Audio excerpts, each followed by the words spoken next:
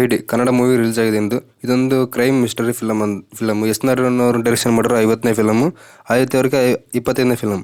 ಈ ಫಿಲಮ್ ನಾನು ತುಂಬ ವೇಟ್ ಮಾಡ್ತಿದ್ದೆ, ಬಟ್ ತುಂಬ ರಿಲೀಸ್ ಆಗಿ ತುಂಬ ವೇಟ್ ಮಾಡಿಸ್ತು. ಫಿಲಮ್ ಯಾವ ಥರ ಇದೆ ನೋಡ್ತಾ ಬರೋಣ ರಿವ್ಯೂ. ಅದಕ್ಕೆ ಮುಂಚೆ ನೀವ್ಯಾರು ನಮ್ಮ ಯೂಟ್ಯೂಬ್ ಚಾನಲ್ನ ಸಬ್ಸ್ಕ್ರೈಬ್ ಮಾಡಿದ್ರೆ ಸಬ್ಸ್ಕ್ರೈಬ್ ಮಾಡಿ, ಬೆಲ್ಲೈಕನ್ ಪ್ರೆಸ್ ಮಾಡಿ. ಇನ್ನು ಸಿನಿಮಾದ ಪ್ಲಾಟ್ ಬಂದ್ಬಿಟ್ಟು, ಈ ಸಿನಿಮಾದಲ್ಲಿ ಒಂದು ಮೇನ್ ಕ್ರೈಮ್ ಸಸ್ಪೆನ್ಸ್ ನಡೀತಾ ಇರುತ್ತೆ. ಆ ಬ್ಲಡ್ಡಿಂದು ಆದಿತ್ಯ ಅವರು ತುಂಬ ಹೋರಾಟ ಮಾಡಿ ಆ ಬ್ಲಡ್ಡಿಗೋಸ್ಕರ. ಅದರಲ್ಲಿ ಆದಿತ್ಯ ಅವ್ರ ಕ್ಯಾರೆಕ್ಟರ್ ಬಂದ್ಬಿಟ್ಟು ಬೋರ್ವೆಲ್ ಅನ್ನೋ ಕ್ಯಾರೆಕ್ಟ್ರಲ್ಲಿ ಕೆಲಸ ಮಾಡ್ತಿರ್ತಾರೆ.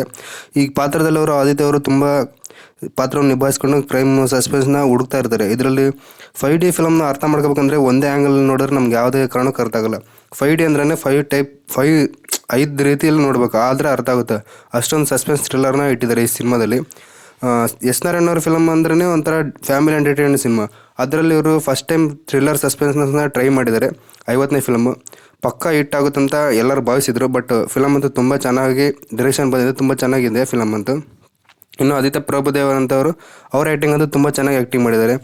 ಅವರು ಈ ಸಿನಿಮಾಗೆ ಫಸ್ಟ್ ಟೈಮ್ ಸೆಲೆಕ್ಷನ್ ಆಗಿರೋದು ಶೂಟಿಂಗಲ್ಲಿ ಒಂದೇ ಮಾತಾಡಿ ಸೆಲೆಕ್ಷನ್ ಆಗಿದ್ರಂತೆ. ಬಟ್ ಆದ್ರೂ ತುಂಬ ಚೆನ್ನಾಗಿ ಆ್ಯಕ್ಟಿಂಗ್ ಮಾಡಿದ್ದಾರೆ ಆದಿತ್ಯ ಪ್ರಭುದೇವ್ ಅವರು. ಎಸ್ ನಾರಾಯಣ್ ಫಿಲಮ್ ಅಂದ್ರೆ ನಮಗೆಲ್ಲ ನೆನಪಾಗೋದು family comedy entertainment cinema. But ಅದರಲ್ಲಿ ಹೊಸದಾಗಿ ಟ್ರೈ ಮಾಡಿದ್ದಾರೆ 5D ಅನ್ನೋ ಈ ಸಿನಿಮಾದು ತುಂಬ ಟ್ರೈ ಮಾಡೋದು, ತುಂಬ ಕಷ್ಟಪಟ್ಟು ಟ್ರೈ ಮಾಡಿದ್ರು ಒಂದೊಳ್ಳೆ ಸಸ್ಪೆನ್ಸ್ ಥ್ರಿಲ್ಲರ್ ಅಂತ ಅನ್ಕೋಬೋದು.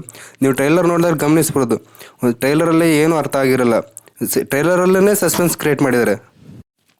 ನಾನು ಟ್ರೈಲರ್ ನೋಡಿದಾಗ ಏನೂ ಎಕ್ಸ್ಪೆಕ್ಟ್ ಮಾಡಿದೆ, ಬಟ್ ಏನು ಎಕ್ಸ್ಪೆಕ್ಟ್ ಮಾಡೋಕ್ಕಲ್ಲ, ಅಷ್ಟೊಂದು ಸಸ್ಪೆನ್ಸ್ ಕ್ರಿಯೇಟ್ ಮಾಡಿದರು. ಫಿಲಮ್ ನೋಡಿದಾಗಲೇ ನನಗೆ ಫುಲ್ ಮೂವಿ ಅರ್ಥ ಆಗಿದ್ದು.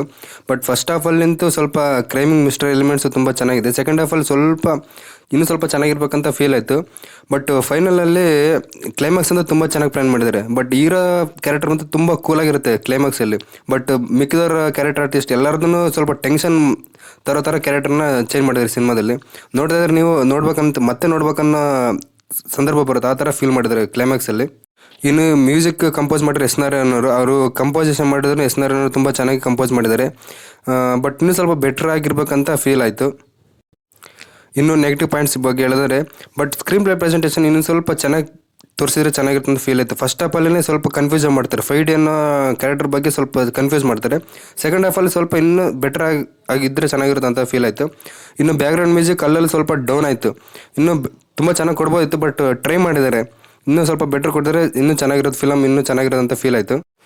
ಇನ್ನು ಕ್ಯಾರೆಕ್ಟರ್ ಆರ್ಟಿಸ್ಟ್ ಬಗ್ಗೆ ಹೇಳಿದ್ರೆ, ಪ್ರತಿಯೊಬ್ಬರು ಕ್ಯಾರೆಕ್ಟರ್ ತುಂಬ ಚೆನ್ನಾಗಿ ಆ್ಯಕ್ಟಿಂಗ್ ಮಾಡಿದ್ದಾರೆ. ಪ್ರತಿಯೊಬ್ಬರು ತುಂಬ ಎಲಿಮೆಂಟ್ಸ್ನ ಕ್ರಿಯೇಟ್ ಮಾಡಿದ್ದಾರೆ. ಒಂದು ಸಸ್ಪೆನ್ಸ್ ಥ್ರಿಲ್ಲರ್ ಎಂಟರ್ಟೈನ್ಮೆಂಟ್ ಫಿಲಮ್ ಅಂತ ನೋಡೋಕ್ಕೆ ಒಂದೊಳ್ಳೆ ಫಿಲಮ್ ಅಂತ ಹೇಳ್ಬೋದು. ನಿಮ್ಗೇನಾದರೂ ನಮ್ಮ ರಿವ್ಯೂ ಇಷ್ಟ ಆಯ್ತಂದರೆ ನಮ್ಮ ಯೂಟ್ಯೂಬ್ ಚಾನಲ್ನ ಸಬ್ಸ್ಕ್ರೈಬ್ ಮಾಡಿ, ಲೈಕ್ ಮಾಡಿ, ಶೇರ್ ಮಾಡಿ. Thank you.